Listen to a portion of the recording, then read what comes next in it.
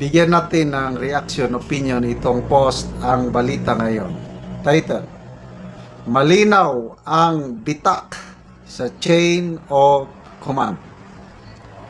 Ito ang reaksyon ng kilalang political strategist na si Professor Malotikia kaugnay ng naging hakbang ni AFP Colonel Audi Monggao na hayagang binawi ang personal na suporta nito sa Pangulo. Sa isang pahayag, binigyan diin ni Tikia na kapag ang isang aktibong opisyal ng Armed Forces of the Philippines ay handang isakripisyo ang 34 na taon ng serbisyo, malinaw umano na may seryosong nangyayari sa loob ng institusyon. Sabi ni Professor Malu, Colonel Audi Monggao, active AFP Army.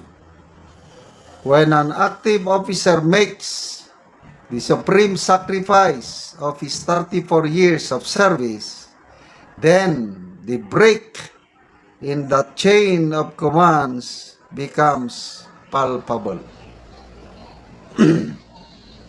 Hindi man umano niya personal na kilala ang opisyal, inamin ni Tikia ang bigat ng ginawa nito.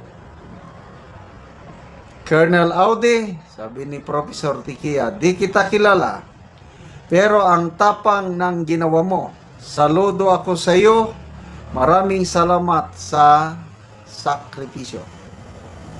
Nagpahayag din siya ng pag-alala sa kaligtasan ng pamilya ng opisyal. Mag-ingat po kayo at sana maalis sa kapamahakan ang iyong pamilya. Bagamat personal lamang ang binanggit na pagbawi ng suporta, iginiit ni Tikia na malaki ang bigat ng simbolismo ng ginawa ni Colonel Monggao. Kahit yan ay personal na withdrawal, malaking bagay na tumayo kayo at nakiisa. Sana mayroon pa na susunod sa inyo. Ayan. So, umaani ngayon ng papuri sa social media itong si Colonel Audi Monggao. At kanina nabasa ko yung post ng kanyang immediate superior, si Major General Mike Luhico, ang commander ng Philippine Army Training Command. Nilinaw ni General Luhico na kagabi na-relieve sa kanyang command itong si Colonel Monggao. Siya po ang dating commander ng Training Support Group sa Training Command ng Philippine Army. So, baka dinibdib ni Colonel Monggao ang kanyang biglang pagka-relieve. So, sa ngayon pala,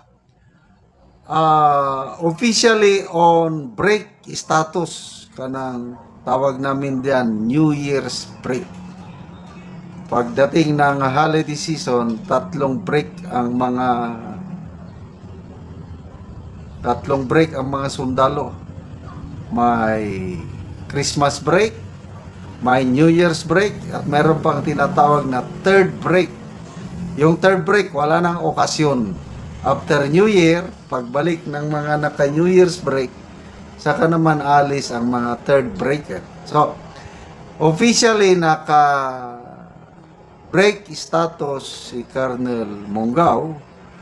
Basta siguro, kagabi nalaman niya na nirelieve siya sa kanyang posisyon as commander ng Training Support Group sa Philippine Army Training Command. I don't know, anong iba pa niyang dahilan, kaya ngayong umaga nag-post na siya, naging viral na yung kanyang post na wala nang moral ascendancy ang Pangulo to lead. Sabi niya, kaya effective today, July 9, I am withdrawing my personal support. Tumatalima pa rin si Colonel Mongaw sa AFP at saka chain of command. Kaya lang, yung kanya lang is yung kanyang personal support. Wala na. Dahil wala na daw moral ascendancy ang Pangulo to lead as Commander-in-Chief.